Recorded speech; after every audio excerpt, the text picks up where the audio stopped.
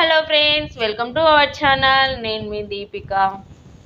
Today ఇంకో comment వచ్చేసి అయితే అది యూజర్ ఐడితో ఉంది. యూజర్ ఐడితో ఫర్గాట్ గేమ్ ప్లే అనేసి వచ్చింది. యూజర్ ఐడి అంటే ఎగ్జాక్ట్లీ మనం చెప్పాం కదా. నేమ్ అయితే నేను మెన్షన్ చేస్తా కంపల్సరీ.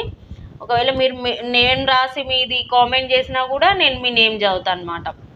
అయితే వాళ్ళ డౌట్ ఏంటంటే బీఎస్సీ తర్వాత ఫార్మసీ కోర్సు చేసుకోవచ్చా అనేసి మీ డౌట్ నేను కంపల్సరీ రిప్లై ఇస్తా. ఫస్ట్ టైం ఛానల్ చూస్తున్న వాళ్ళైతే సబ్స్క్రైబ్ చేసుకోండి, లైక్ చేయండి, మీ ఫ్రెండ్స్కి రిలేటివ్స్కి షేర్ చేయడం అస్సలు మర్చిపోవద్దు.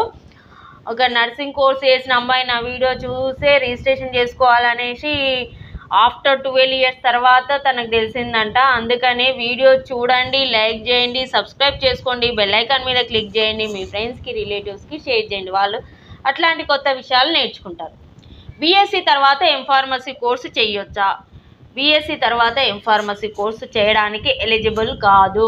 ఫార్మసీ కోర్సు చేయాలంటే కంపల్సరీ బీఫార్మసీ కంప్లీట్ అయిన వాళ్ళు మాత్రమే ఫార్మసీ కోర్సు చేయడానికి ఎలిజిబుల్ ఉంటుంది. ఫార్మసీ కోర్సు చేయాలంటే డీఫార్మసీ చేసి డీఫార్మసీ తర్వాత డీఫామ్ అయిపోయిన తర్వాత బీఫామ్లో సెకండ్ ఇయర్లో ఎంటర్ అవుతారు. బీఫామ్ అయిపోయిన తర్వాత వాళ్ళు ఎంఫామ్ చేసుకోవచ్చు.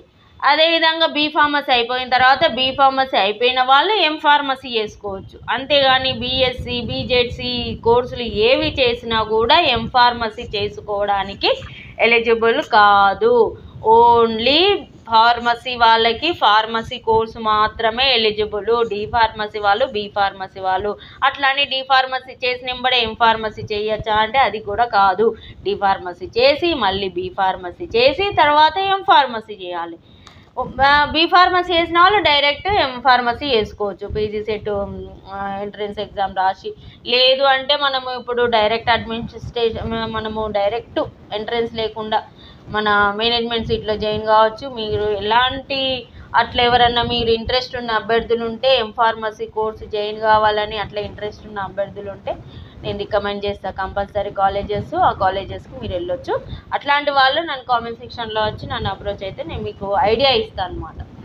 ఇది ఈరోజు వచ్చేసి ఫార్మసీ కోర్సు చేయాలంటే ఎలిజిబిలిటీ ఏంటి మీకు అర్థమైంది అనుకుంటున్నాను, రీచ్ అయింది అనుకుంటున్నాను. రీచ్ అయితే కంపల్సరీ కామెంట్ సెక్షన్లో వచ్చి నాకు కామెంట్ రిప్లై ఇవ్వాలండి. అప్పుడే నేను మళ్ళీ మీకు వీడియో చేయడానికి ముందుకు వస్తా. లేదంటే మళ్ళీ మీకు రీచ్ అయిందో లేదో నాకు ఎలా తెలుస్తుంది? తెలియదు. కాబట్టి మీరు కంపల్సరీ కామెంట్ సెక్షన్లో కామెంట్ చేసి థంబ్ పెట్టండి. ఓకే మీకు అర్థమైంది అనుకుంటా.